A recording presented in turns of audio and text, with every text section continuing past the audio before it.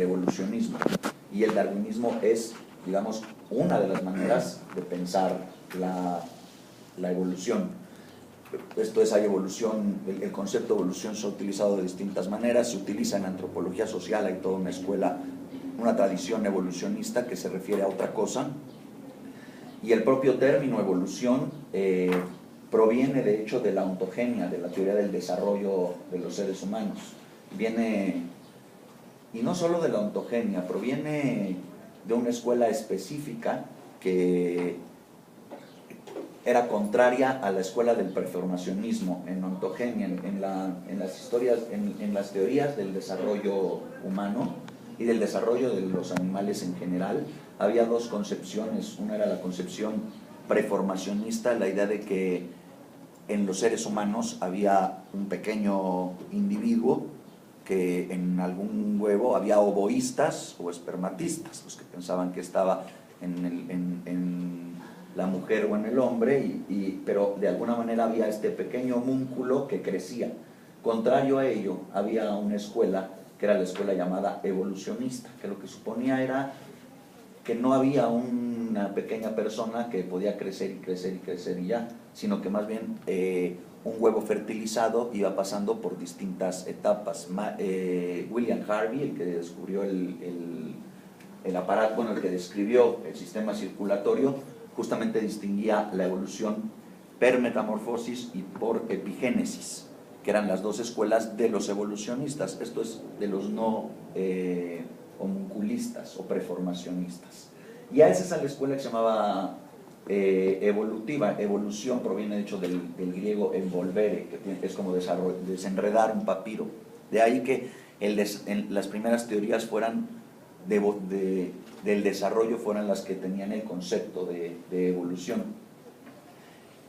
Y el concepto de evolución se trasladó mediante una escuela. Había una escuela concreta que se llamaban los recapitulacionistas. Qué lástima que hoy no podamos hablar de ello, pero seguramente que en la maestría tendremos ocasión de platicar bastante de eso. Pero era una escuela que suponía que los estados, cuando veían cómo se desarrollaban los embriones, suponían que los distintos estadios embrionarios representaban a la vez las distintas evoluciones que había habido en los animales en el mundo.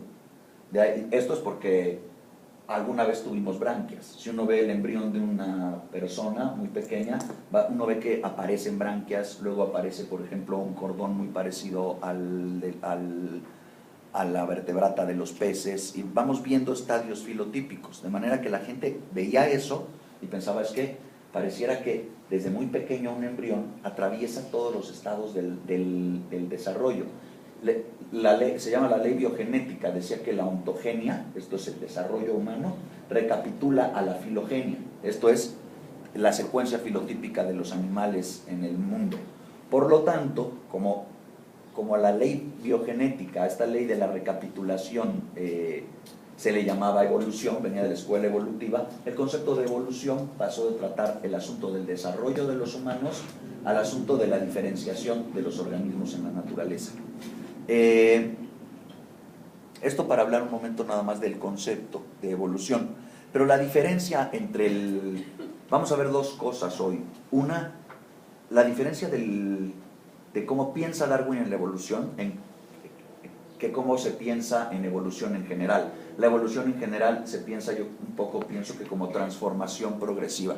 Cualquier escuela evolutiva en lo que va a coincidir, si uno piensa en Edward Taylor y los evolucionistas de la antropología cultural, por ejemplo, o piensas mismamente en los ontogenetistas o embriólogos, y piensan en los evolucionistas, en los biólogos evolutivos, todo el mundo coincide con esta idea que yo creo que es incluso intuitiva, ¿no? De la biología, de la evolución, en tanto que transformas como que una secuencia de transformaciones hacia una complejidad. Donde con complejidad no quiero decir por eso progreso. De hecho, pues puede evolucionar un cáncer, ¿no? Evolucionar una enfermedad. Cuando se piensa en el concepto de evolución, en lo que se piensa es en una transformación que está generando o incrementando complejidad.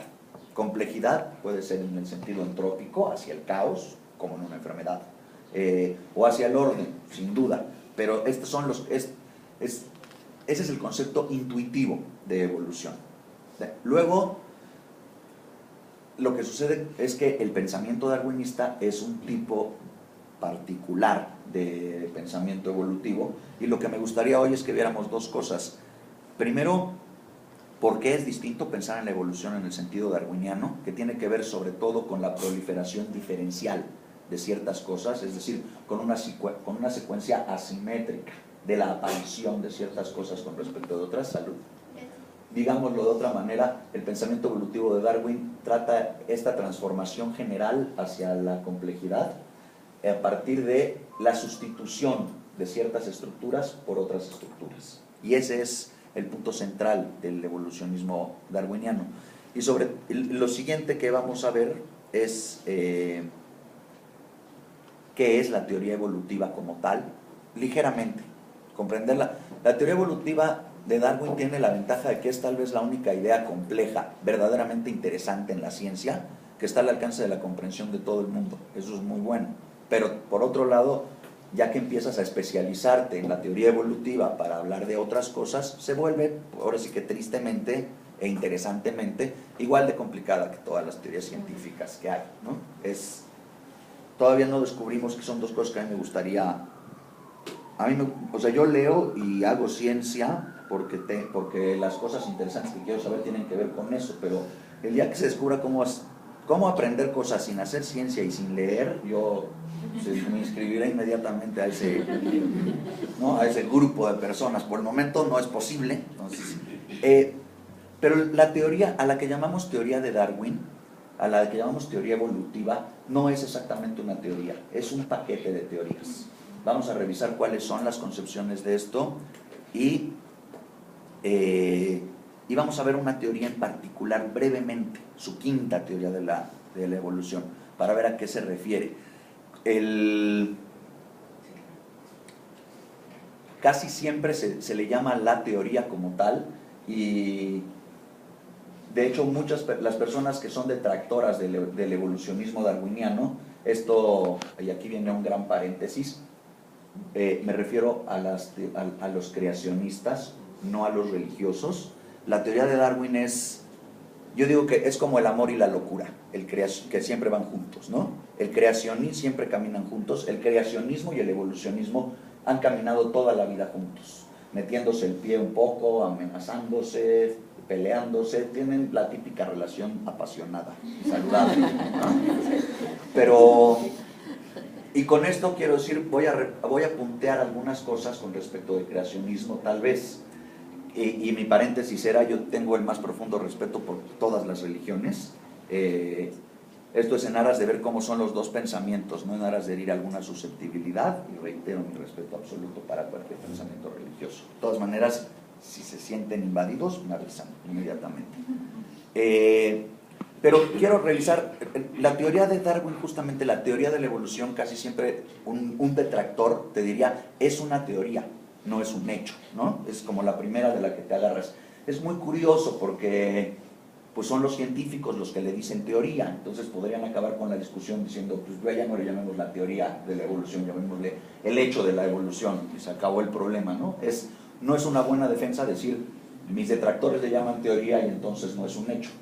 Pero más allá de eso, por ejemplo, hay una teoría que se llama la teoría heliocéntrica, y así le llamamos todos, ¿no? La teoría heliocéntrica.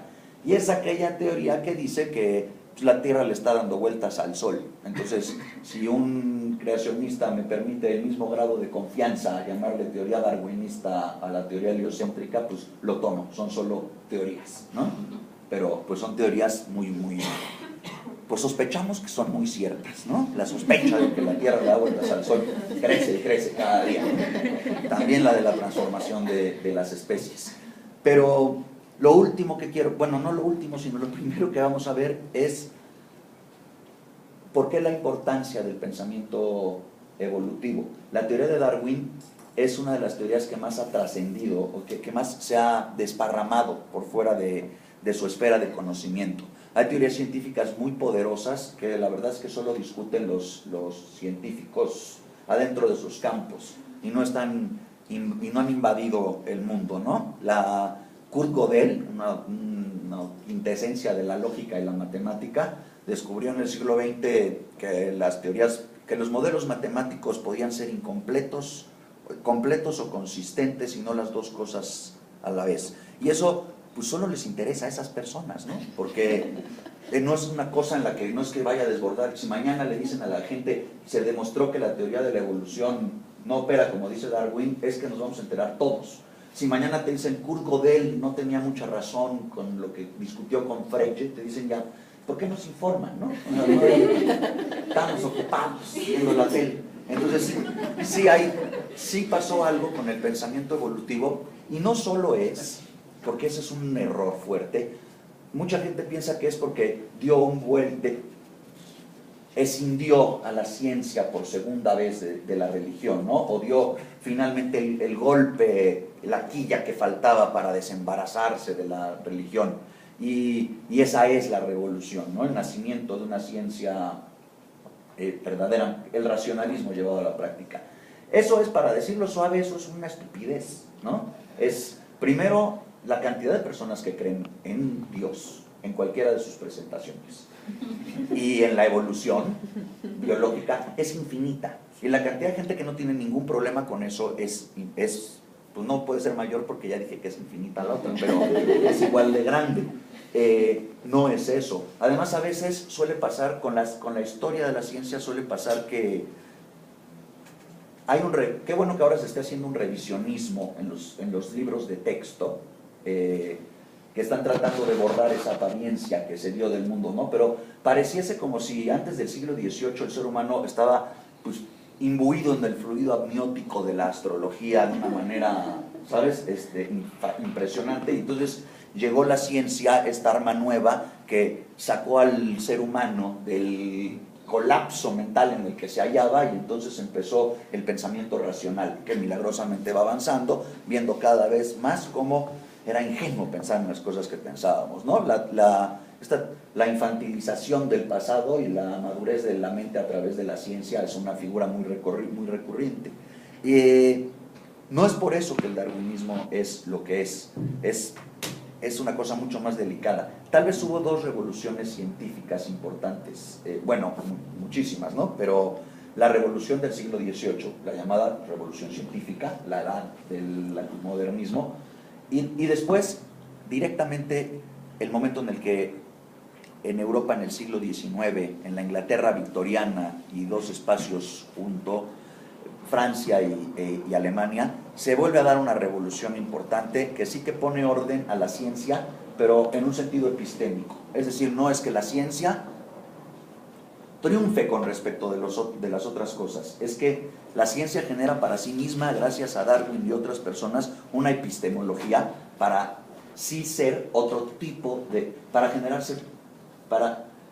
emerger finalmente como un instrumento. O sea, la ciencia ya como un método que puede instrumentar una serie de cuestiones. Si la ciencia es poderosa, no es porque diga cosas que tienen más calidad que otras. Si la ciencia es poderosa es porque dice cosas a partir de un método. Y son creencias, igual que son creencias todas las demás. La ciencia es aquella cosa que genera creencias igual de potentes que las demás, pero a partir de un método específico. Y esto no ocurrió siempre. Yéndome brevemente, porque claro, yo doy muchísimos rodeos. Tú deberías de hacerme adelante, ¿no? Pero a veces hago paréntesis en digresiones que estoy haciendo. Entonces, todo el mundo puede echarme un chiflido, los que me conocen más, ¿no? Rápidamente, vamos al siglo XVIII un momento, ¿no? Isaac Newton, desde luego que escribió los 2 volúmenes de los Principia Mathematica con todas las leyes de la gravedad gravitatorias que conocemos, pero también escribió una topografía del infierno. Tiene muchos más escritos astrológicos que astronómicos. Pensaba que podía convertir la tierra en metales, era alquimista, y además todo ello no eran sus proyectos alquimistas, astrológicos, astronómicos, todo ello era un gran proyecto, y ese gran proyecto tenía como objetivo arrancar al mundo una muestra indubitable de la existencia de Dios. Nada que ver con lo que como cuando lees un texto en el que estábamos todos en la babia, hasta que de repente llega una persona completamente lúcida y racional. Este cuate traía en la cabeza, pues ¿cómo decirlo, no? Pues lo mismo que todos, un batibillo, un sano batibillo. Y lo mismo Kepler y lo mismo Galileo, vean, tan solo vean los títulos de sus libros, ¿no? El Galileo, el mensajero de los astros, ¿no? Pues él se veía y era el mensajero de los astros, era un loco, pues. Y Kepler y su teoría de los sólidos, pues es una cosa que tiene adentro también todo tipo de cosas y unas observaciones científicas muy interesantes, pero digamos que ahí empezó a gestarse una serie de métodos para el pensamiento científico, no un razonamiento científico completo como tal. Con Darwin sí que hubo eso. Entonces, lo que quiero que veamos es por qué la revolución de Darwin es la que es, y me gustaría más que ver, aunque lo veremos, cómo es el pensamiento evolutivo de él, cómo organizó su pensamiento y cómo montó su campaña para generar una teoría novedosa. Antes de eso, hay que ir al pasado inmediato de Darwin un momento, las teorías previas a la teoría evolutiva. El mundo, el pensamiento hegemónico europeo, en términos de su filosofía racionalista, siempre fue fijista, hablando de la naturaleza. Fijista quiere decir aquella suposición que dice que todas las especies están generadas de manera independiente y son, por lo tanto, inmutables. Hay que pasar de un mundo creado a un mundo que se va construyendo, lo cual no existía al principio, y de un mundo inmutable a un mundo mutable. La mayoría de la biología se había hecho a partir de la idea de un mundo inmutable. Los primeros tratados considerados, pues, los primeros tratados en los que se puede inscribir la biología o el naturalismo, pues provienen de los griegos, de los herbarios y de los bestiarios. Pero los herbarios son sobre todo clasificaciones que tienen que ver con qué me puede dar una planta, cómo me puede curar, cómo me puede alimentar, cómo me puede entretener, ¿no? Son como las cosas que uno busca siempre en las plantas, son las cosas que yo busco en las plantas. Y para eso, pues las clasificas. El principal punto de la ciencia en general, y desde luego de la biología en particular, es la ciencia de la clasificación. Los herbarios, como el de Dioscórides, el que se llamaba de materia médica, fueron herbarios en los que se hicieron Dioscórides hizo observaciones sobre la naturaleza, pero sus discípulos no investigaron la naturaleza, sino que investigaron a Dioscórides. Y por lo tanto, los herbarios empezaron cada vez a sesgarse más con respecto de la imaginería que con respecto de la realidad. Hubo y bueno, según Kant siempre ha habido, ¿no? Pero un alejamiento con respecto de la realidad, en donde privaba el idealismo por encima del empirismo como tal. ¿Sí? El idealismo y el empirismo juntos son de hecho la ciencia, ¿no? Pero en ese momento idealismo iba por un lado y digamos que empirismo por otro.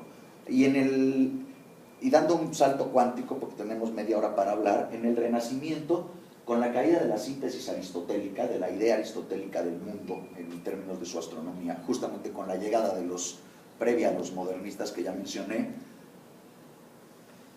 se reeditaron una serie de cosas, entre ellos de materia médica, este libro de Dioscórides, por los renacentistas, y se adquirió un gusto por la anatomía muy fuerte, sobre todo proveniente de los artistas, y por un punto importante que es el nacimiento, digamos, del mecanicismo. No solo la manera de pensar al mundo mecánico, sino que el mecanicismo permeó a toda la esfera de pensadores. Solo un ejemplo, Brunelleschi, un importante arquitecto que hizo el domo de la Catedral de Florencia, cuando vio que se publicitaba el Duomo con una paga importante, dijo, pues yo me tengo que hacer de ese contrato. Fue y le propuso a los Medici hacerlo sin usar andamios. Obviamente le dieron el contrato, salió de ahí sin tener la más pinche idea de qué iba a hacer, cómo voy a hacer esto. Y se fue a su casa, se metió a su casa, lo pensó un poco y inventó las poleas y las grúas, ¿no? Era una persona muy, pues, vivace, pues.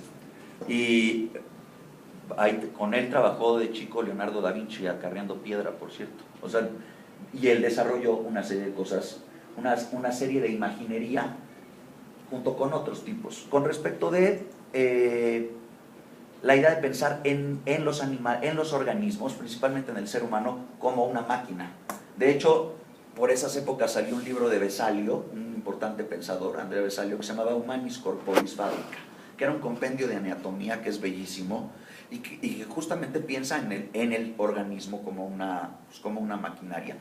Esto es, tenemos mecanicismo y tenemos clasificación juntos. No tenemos teoría evolutiva alguna. Eso es muy curioso. ¿No les ha pasado que, o sea, yo no me levanto en la mañana y pienso cómo no se me ocurrió la teoría de la gravedad, ¿no? O no me levanto y pienso cómo no se me ocurrió la teoría de las supercuerdas? Tal vez haya una sola partícula que, en fin, ¿no? Pero no es una cosa evidente. La teoría evolutiva pareciese que es evidente. Y es una cosa que del siglo XIX. El año antepasado se murió una tortuga que perteneció a Darwin. Cuando lo vi en una revista pensé, digo, también las tortugas duran mucho, pero ¿cómo es posible que haya una tortuga que perteneció al cuate de la teoría evolutiva? Tan reciente es, cuando uno lo piensa históricamente, la teoría evolutiva. Tiene la edad de una tortuga. Así la teoría evolutiva es de la edad de una tortuga viejita, pero muy viejita, pero es de la edad de una tortuga finalmente. ¿Qué es esto, no? Ahí tenían clasificación y mecanicismo, y sin embargo no había una idea de la transformación. Sí había una idea intuida por Aristóteles, una idea que, por ejemplo, una cosa que sí intuimos todos es la escala del ser, ¿no? La idea de ir viendo a los animales como en una línea que va de la complejidad, de lo simple a lo complejo, pero no estaban unidos filogenéticamente. En el siglo XVIII, Linneo, un fijista sin duda, dijo, vamos a arreglar las clasificaciones están mal hechas, ¿no? Para decirlo todo muy rápido. Y se decidió hacer un sistema para clasificar, que es el sistema que hoy se sigue utilizando, el sistema linneano, el sistema binomial, el sistema natural de Linneo, todos lo han visto. Si uno lo piensa bien, una acepción de la evolución, esto es lo primero que voy a decir importante hoy, es que, digamos que la evolución puede ser descrita como la taxonomía de Linneo con un soplo de la genealogía, de una teoría de la genealogía. Es tomar la taxonomía de Linneo y volverla y relacionarlos genealógicamente a los individuos. Esto es importante porque a veces en la evolución pensamos como la teoría de la adaptación, ¿no? Es como la teoría de la adaptación.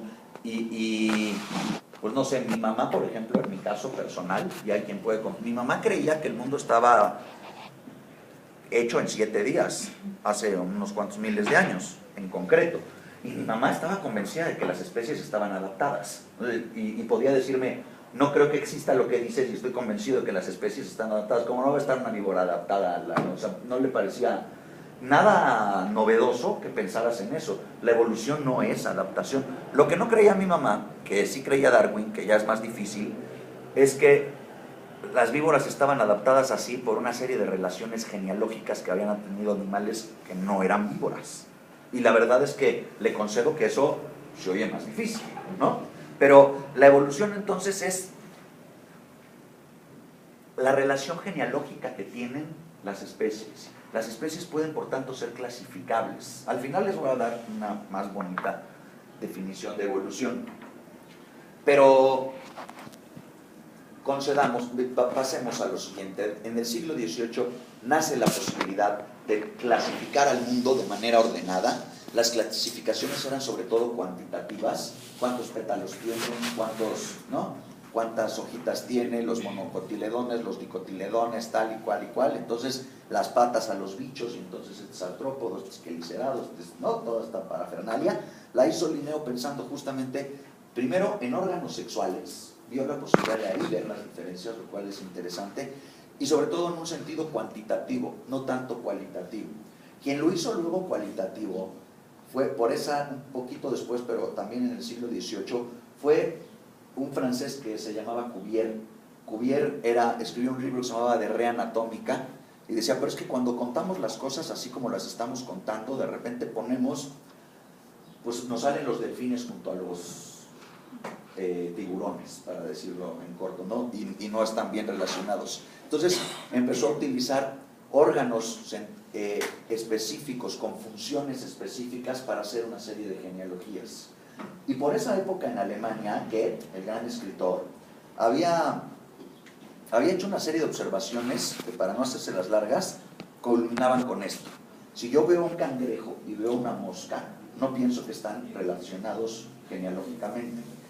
Si veo sus dos embriones o sus larvas, entonces me doy cuenta de que sí están relacionados biológicamente. Hay veces que hay que tomar en cuenta qué momento del desarrollo de un animal comparamos con el momento de qué otro desarrollo de un animal para establecer relaciones genealógicas.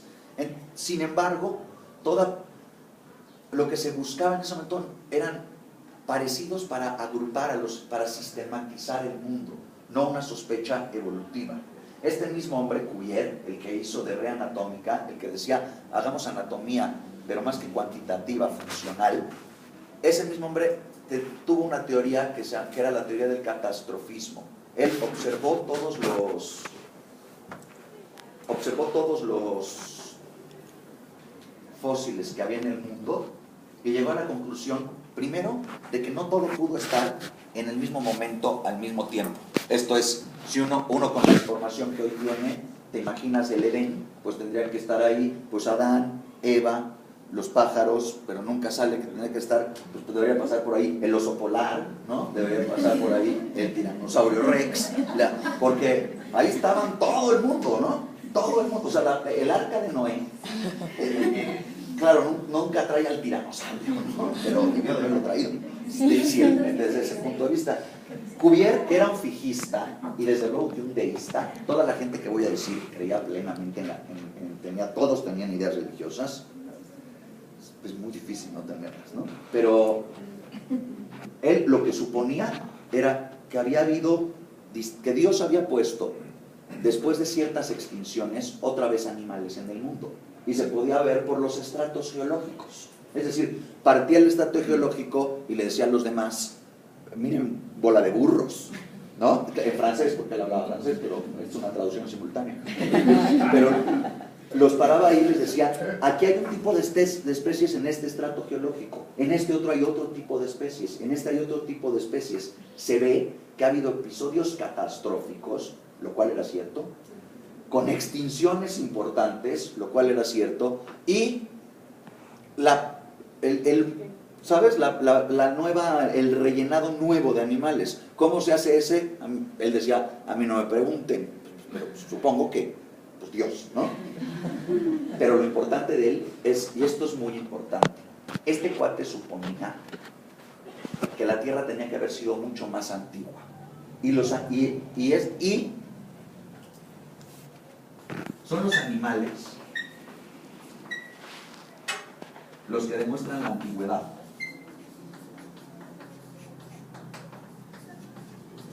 Porque el mundo está intacto. Esto es, o sea, para él África siempre estuvo donde está África, La Habana, Cuba siempre estuvo donde está Cuba. El mundo es intacto. Son los fósiles, son los fósiles que son piedras, la muestra de que el mundo es antiguo. Ya entrado el siglo XVIII, esto es importante, el mundo se volvió más antiguo. Entonces tenemos ahora la posibilidad de la clasificación, la posibilidad del mecanicismo, la posibilidad de la antigüedad de la Tierra y del estudio geológico. Y en esas épocas había una discusión importante con respecto, por cierto, de pues el contacto con América, el encuentro entre Europa y América, el encuentro entre, digamos, la otredad, ¿no? Y una cuestión importante era la discusión sobre el monogenismo y el poligenismo. ¿Venimos todos de la misma pareja o no venimos todos de la misma pareja? Las personas que son radicales, que dicen venimos todos de la misma pareja, ahí les va una cosa contraintuitiva. Para esto, estas charlas son sobre todo para que uno en el café o en el whisky pueda, ¿no?, actuar con categoría. Y los monogenistas, esto lo pueden decir así casualmente, intuitivamente necesitan una teoría de la transformación.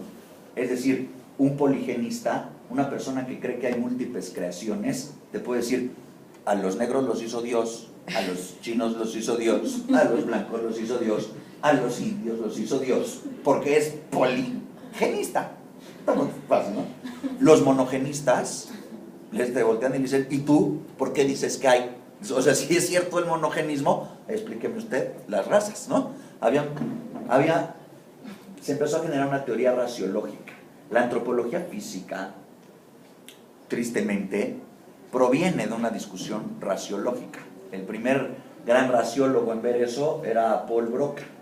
En 1859 hizo la Sociedad Antropológica de París y lo que hicieron fue una escuela raciológica para ver si el monogenismo o si el poligenismo, a partir de medidas. Pero un cuate que era una de las personas más inteligentes que ha habido en el mundo, mi tatarabuela, ¿no? El conde de Buffon, echándole una pensada, dijo, pues es que tiene que haber alguna teoría que explique por qué hay una transformación, una aparición de las razas. Y entonces hizo una teoría transformista, degenerativa, le llamaba él. O sea, él decía, yo me traigo caballos de Portugal, parece ser que son muy finos los caballos de Portugal, me traigo caballos de Portugal y decía, y derivan en franceses, ¿no? O sea, veía que había un problemilla ahí fuerte, ¿no? Ese cuate, un día platicaremos de la historia de esa persona, pero pues, hizo de todo, era todo terreno, tradujo a Newton, era amigo de Voltaire, era millonario, era guapo, era todo. Voltaire decía, es un genio en el cuerpo de un atleta. No me conoció a mí, ¿no? Pero fíjense, él hizo una teoría degenerativa y con eso había, déjenme insistir, había clasificación, había mecanismo, había transformación, había edad antigua de la Tierra y no había teoría evolutiva. Y además la teoría evolutiva es de cómo no se me ocurrió a mí, ¿no creen? Pues no había teoría evolutiva. Charles Lyell, uno que Jack Darwin conoció, pero al que leyó antes de conocer, Lyell pensaba más o menos al revés que Cuvier. Él decía, la Tierra no está intacta, la Tierra está todo el tiempo cambiando. A esa teoría se le llama el uniformalismo. Y las intuiciones y las observaciones de Lyell, por cierto, generaron después la teoría de la deriva continental, la cual es cierta, que solamente probamos o admitimos cuando llegó el descubrimiento de las placas tectónicas. Tan impresionante fue la intuición de Lyell. Lyell pensaba que la Tierra estaba cambiando todo el tiempo y todo el tiempo estaba habiendo transformaciones en la Tierra. La idea que les voy a decir ahora mismo es muy importante. Charles Darwin se subió a un barco a los 24 años, después de haber estudió medicina primero, pero un día vio una operación a un niño, no había anestesia, le dio un patatús, se fue. Estoy siendo, bueno, sumamente esquemático, ¿no? Se fue a estudiar para ser padre, no era como ahorita que quiero ser antropólogo, ahí eras, ¿no? Eras jurista, o eras médico, o eras sacerdote, o te metías al ejército. Él dijo, pues vaya, sacerdote, porque médico no.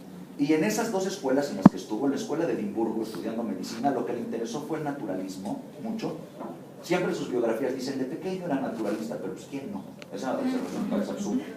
Pero de ahí se trasladó a estudiar a Cambridge, y en Cambridge siguió estudiando naturalismo, se hizo amigo de las personas adecuadas, era una persona muy agradable y tal. Y en fin, lo subieron a Fritz Roy, un capitán de barco que tenía que irse a mapear, a cartografiar el mundo. Dijo, ¿qué hueva hablar con todos estos salvajes que la gente tiene en su barco? Y pensó, me tengo que llevar a alguien con quien que platique conmigo. Y entonces se le ofrecieron a Darwin, así como tal, era, tú subes aquí, puedes decir que eres el naturalista, aunque pues, a nadie le interesaba ¿no? Pero venga, que seas el naturalista, juegas ajedrez conmigo y tal. Se subió a un barco, se fue en el barco y se llevó los libros de Lyell. Y Lyell decía pues, que las cosas cambian, digamos, gradualmente todo el tiempo. Y esta es la Tierra. Y Darwin lo leyó y pensó, si la Tierra está cambiando, entonces la biosfera, los animales y las plantas y todos, la biosfera, debe estar cambiando junto con la Tierra. ¿Se dan cuenta? O sea, si están cambiando los ambientes todo el tiempo, los animales deben de estar cambiando con respecto de los ambientes. Eso no fue tan fácil. vio las Islas Galápagos, vio los animales, y viendo los animales dijo, es que en cada isla son un grupo distinto y tal. Pensó, y esto es una cosa importante, que los organismos deberíamos de ser entidades biogeográficas, que no podemos pensarnos como no biogeográficos. O sea, pensaba, estamos adecuados a partir del ambiente en el que nos hicimos. Esto es importante porque todo el mundo piensa que Darwin es un gradualista por la selección natural. Como la selección natural actúa poquito a poco, vamos cambiando poquito a poco. Darwin descubrió la teoría de la selección natural muchos años después de convencerse del gradualismo. El gradualismo es la idea, esto que voy a decir es muy importante, el gradualismo es la idea de que poco a poco van cambiando los ambientes, la geología, la meteorología del mundo, y por lo tanto van cambiando poco a poco los animales.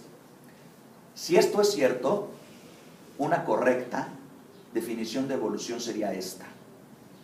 La evolución es la adaptación que tienen los organismos con respecto de ambientes cambiantes. Eso sí, anótenlo. Cuando les digan otra cosa, digan, sí, pero está mucho mejor esto que te voy a decir. La evolución es la transformación que tienen los organismos con respecto de ambientes cambiantes.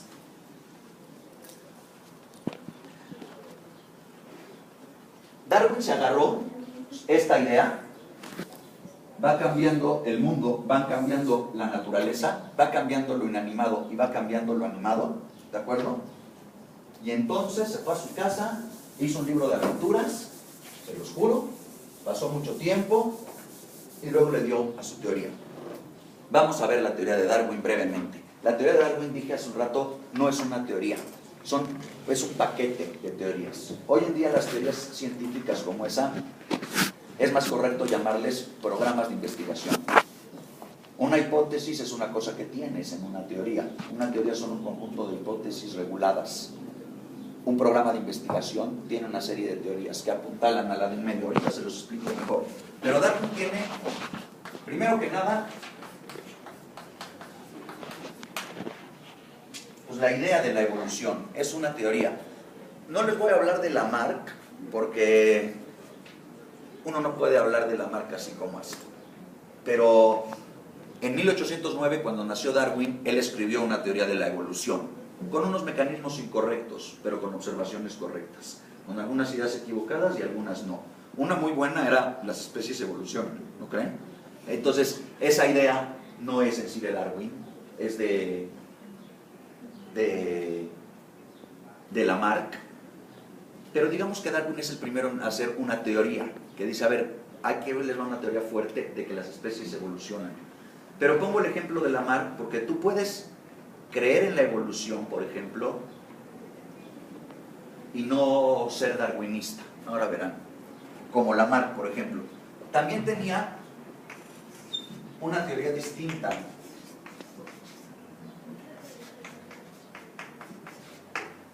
Darwin tenía la teoría del origen único. Esta teoría del origen único es una teoría muy audaz, ¿no? Primero tiene sentido. Si los animales están relacionados a partir de sus ancestros, y de sus ancestros, y de sus ancestros, y de sus ancestros, pues debe haber un primer ancestro. De hecho, es el mismo problema que Buffon con el monogenismo o el poligenismo, ¿no?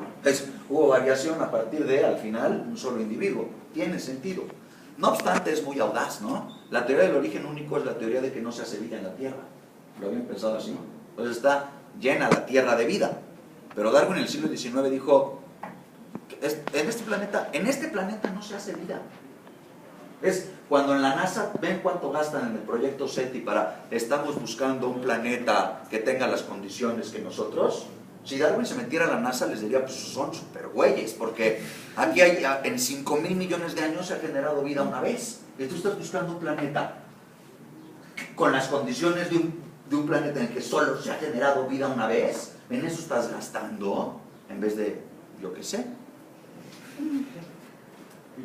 resolver el problema de las películas en 3D, que todavía no está resuelto desde el punto de vista. Esta es una teoría audaz, la teoría del origen único. Ahora, puede ser evolucionista como Lamarck y no creer en el origen único. Lamarck, por ejemplo, pensaba, hay múltiples generaciones espontáneas distintas, y desde ahí la vida va generando una transformación fuerte. De hecho, si uno cree que hay vida en otros planetas, pues no crees en el origen único al final, si te consideras, ya sabes, un habitante del cosmos, ¿no? Sí, un hermano. Pero si eres así, pues entonces todos, ¿no? Ahí hay múltiples creaciones. Darwin te diría, no, mi hermano, hay un origen único de los organismos.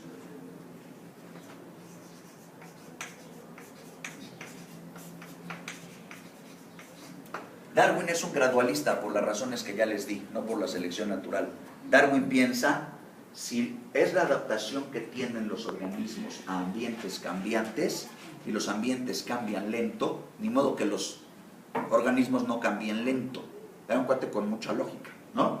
Yo pensaba, estoy haciendo una teoría que involucra a los organismos con el ambiente, y el ambiente cambia lento. ¿Cómo cambiarán? Pues los organismos, ¿no? Es así. Su compromiso gradualista tiene que ver con muchas cosas de mucho sentido común. Pero hay quien no piensa de esa manera. Hay quien piensa, para brincarme al siglo XX un segundo, pero ahorita regreso, ¿no? Pero hay quien piensa, pues si hay un cambio cromosómico fuerte, pues debe haber un cambio fenotípico fuerte. Cromosómico, esto en los genes; fenotípico, esto en la morfología, ¿no?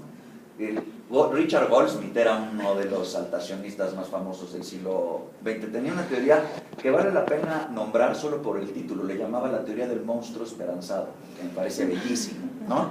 El monstruo esperanzado de Goldsmith diría más o menos esta lógica. Una persona que tiene trisomía 21, esto es el conocido síndrome de Down, es una persona que es francamente distinta que los demás. No obstante, es una persona que vive y que puede en ocasiones incluso tener descendencia. Desde luego que está en una franca distancia en ventajas con respecto de quien no lo tenga, ¿no?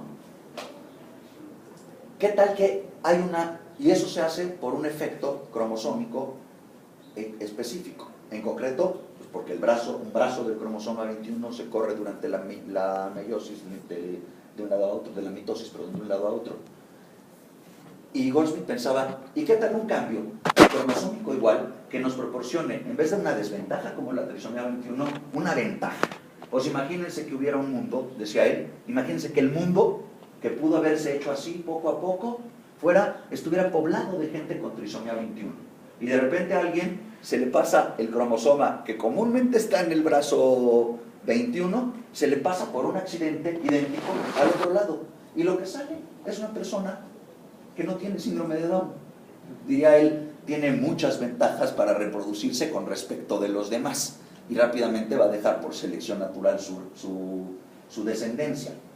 Lo que me interesa de la teoría del monstruo esperanzado de Goldsmith es que ahí hay una teoría no gradualista para la evolución. Esto es, vuelvo al siglo XIX, no hay luz eléctrica otra vez, pero esto es para decir que tú puedes creer en la evolución, puedes creer en el origen único, y de hecho no creer en el gradualismo. ¿Ven? Son distintas teorías. Tiene una teoría que se llama la de la diversidad, que es esta es la que nunca preguntaste en la escuela cuando tenías que haberla preguntado, porque te dio tanto no ser igual de sabio que los demás, pero la pensaste y era una buena pregunta. ¿Por qué? Si la evolución va poco a poco avanzando, haciendo una transformación, eso lo entiendo, ¿por qué no hay un solo organismo cada vez más complejo? ¿Y sabes por qué no está distribuido un organismo que cada vez va siendo más adaptado, más variable, pero a golpe de reajustes adaptativos en el ambiente? ¿Cómo se explica que haya distintas especies? Es decir, uno puede tener una teoría de la evolución y no una de la diversificación. Piensen un poco en Lamarck. Lamarck hubiera dicho, hay generación espontánea y un como bicho, pues un gorgojo ahí muy iluminado, se va volviendo más complejo o lo que sea, luego se vuelve como un perrito, que luego se vuelve un camello, ¿no? Y luego que le va creciendo el cuello. Él está viendo cómo, digamos, el linaje de la jirafa cada vez se adapta más y cada vez se desarrolla más. pero no piensa que de las que estén relacionados genealógicamente las plantas, por ejemplo, y los animales, o los hongos, o los protistas, y las móneras, ya se me acabaron, porque no son tantas familias, pero ¿cómo es que están relacionadas así? Darwin decía, no, todo es una cuestión de diversidad, hizo su famoso, esa que todo el mundo debería tener tatuado, ¿no? Hizo su famoso árbol. Lo impresionante es,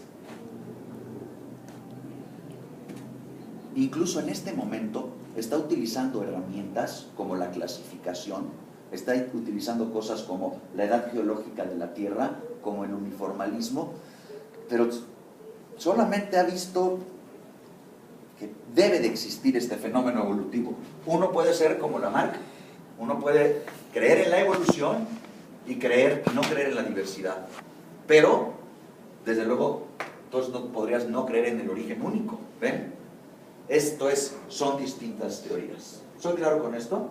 Y luego hizo una quinta teoría. Este cuate trabajó, y esto es bien importante, como se hace una tesis, como así de maestría, de la que ahora se va a emprender. Este cuate justamente lo que hace es tener una hipótesis general. Las hipótesis que te hacen famoso, las hipótesis que vuelven a uno super vedette, Dios nos lo conceda un día, ojalá más a mí que ustedes, no son las hipótesis generales, son las hipótesis particulares. Es decir, una hipótesis general es el asentamiento de algo, ¿no? Sospecho que esto ocurre. Y luego tienes una hipótesis particular, que esto es cómo podría estar ocurriendo lo que digo que ocurre. La hipótesis general de Albert Einstein es la hipótesis de que el tiempo y el espacio están juntos y tal. Su hipótesis fuerte es cómo podría ser eso, ¿no? La energía, y entonces saca una hipótesis de la que todos nos enteramos, ¿no? La de este cuate fue la de la selección natural. Esto lo hizo en una época de su vida. Es decir, él pensó, hay evolución, tendrá que ser a partir de un origen único. O véanlo así, hay evolución, esta es gradual, entonces es a partir de un origen único y genera diversidad mediante... Eso se tardó 20 años en decir. Él se quedó en mediante... Decía, pues sí, o sea, ¿cómo puede ser posible que esto esté ocurriendo? Y todo el mundo le decía, ya te oí, hay evolución gradual, a partir de un origen único que genera diversidad mediante, hijo, ¿no? Hay que claro, todo en inglés.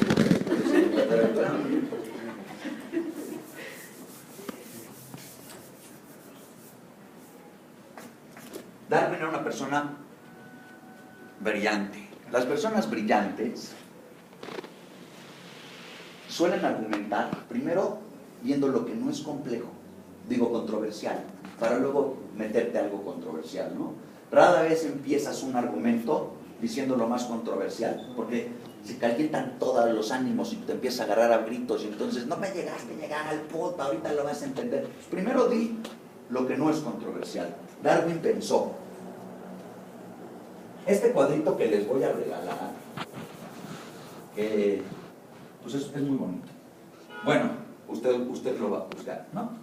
Pero pensó, a ver, observaciones no controversiales. Primero, hecho uno, un hecho.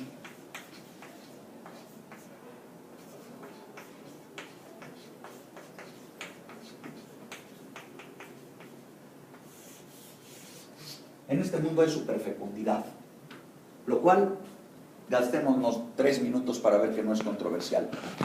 Las abejas ponen 7,000, 8,000 huevecillos diarios. Eso es muy impresionante, ¿no? Y bueno, ya han oído, pero se reproducen como conejos, los gómez y tal. O sea, todo el tiempo estamos hablando de la superfecundidad. Aún más, que la superfecundidad no es controversial, se puede hacer pues, sumando o restando. Si hoy se empiezan a morir más personas de las que nacen, un día se van a acabar las personas. ¿Alguien argumentaría lo contrario? Siempre tiene que haber más natalidad que mortandad. Como las manzanas, ¿no? Si te comes muchas, pues hay más mortandad de manzanas que reposición de manzanas. Y se acaban. Es que es como tal. O sea, es imposible ejercer un argumento con respecto de que la superfecundidad es un hecho. Entonces, hay animales, porque hay más animales que menos animales, es así, ¿no? Pero otro hecho, ¿me estoy aburriendo? ¿Seguros? A lo mejor nada más yo me la estoy pasando bien.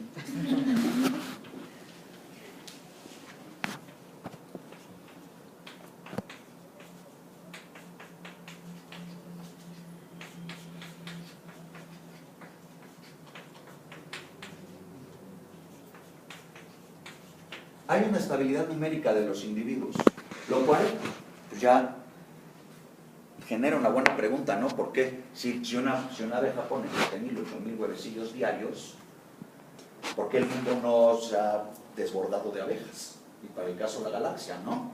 O sea, ¿qué está pasando? ¿Por qué hay una estabilidad de los organismos si hay superfecundación?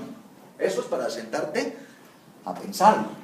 ¿Por qué si hay superfecundación los individuos siempre son más o menos los mismos? La respuesta está fácil, ¿no? Hay una gente que se está muriendo. O sea, hay estabilidad numérica porque hay mortandad. Si hay superfecundidad y hay estabilidad numérica, no todos llegaron a ser adultos. Se murió una banda en el camino. Es así de sencillo. Si no, seríamos una plaga. A lo mejor lo son, ¿no? Yo no estoy convencido de mi condición humana. Un hecho 3. Vean cómo está esta lógica. Ya vamos a acabar, es con esta lógica acabamos. Si hay superfecundidad y hay mortandad, estabilidad de los individuos, hay mortandad. La gran pregunta es, ¿la mortandad será casual o causal? Esa es la super pregunta, ¿no? De Darwin. O sea, se está muriendo, están haciendo mucha gente, pero se está muriendo mucha gente. Nos moriremos casualmente, estás parado y de repente estás volteado con alguien y dices, le tocó. Es que así es el mundo. Tú puedes ir por ahí y de repente va caminando la gente y se muere. La gente muere casualmente. O la otra, debe haber un rollo causal en la muerte, ¿no? Debe haber razones para no sobrevivir. Es así. La teoría de la evolución es una teoría sobre razones para no sobrevivir. Y este es un hecho, este es un triste hecho. Hay limitación de los recursos.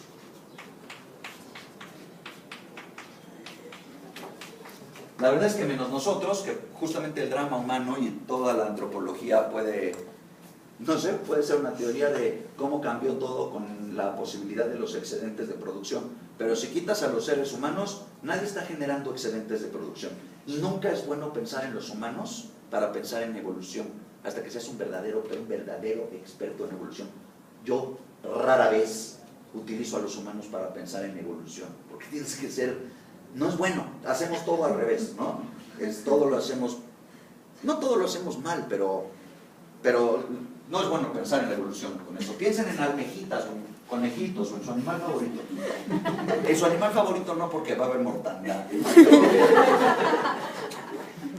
Si hay superfecundidad y hay estabilidad numérica, hay mortandad.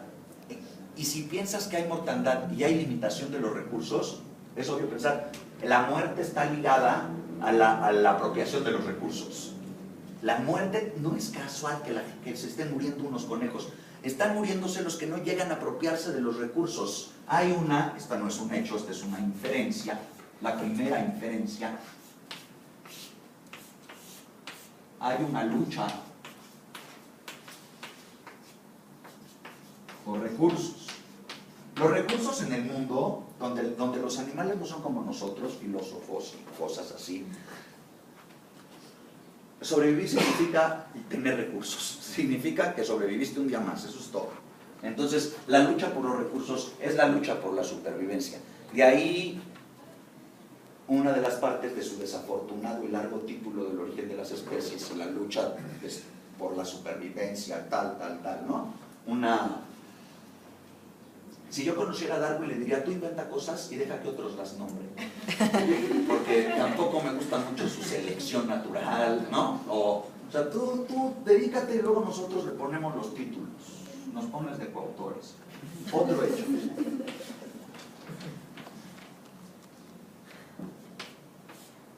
A ver si este les parece polémico. La unicidad del individuo.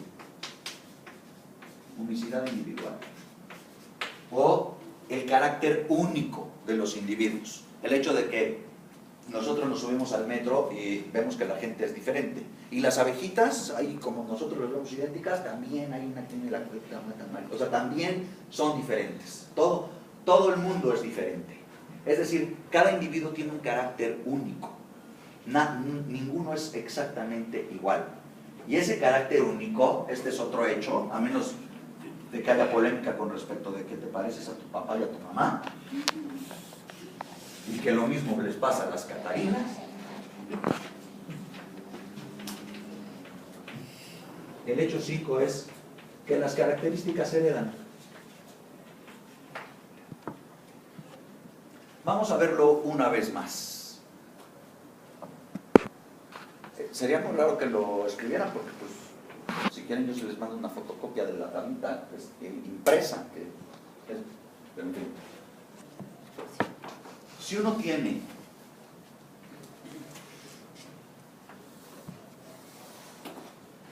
tiene superfecundidad en el mundo, y no obstante los animales más o menos siempre son el mismo número, es que hay mortandad. Si hay limitación por los recursos, la mortandad tiene que ver con luchar por los recursos. ¿Es casual quién gana y quién pierde en la lucha por los recursos? No, no es casual. Y aquí viene lo importante.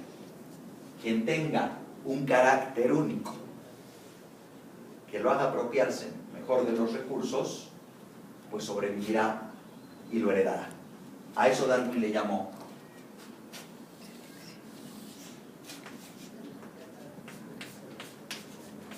selección natural. También puede ser, no, también uno le puede llamar a esto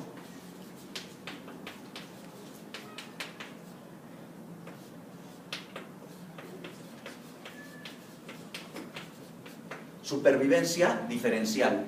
Entonces, todo, la selección natural es la teoría de que hay una supervivencia diferencial de los individuos. Entonces, permítanme permítanme insistir un momento. Una vez que se tuvo clasificar, esto es un mecanismo, ¿se dan cuenta? Una vez, lo que necesitas para construir una teoría de la evolución es un árbol en el cual poner tu origen único, gradual.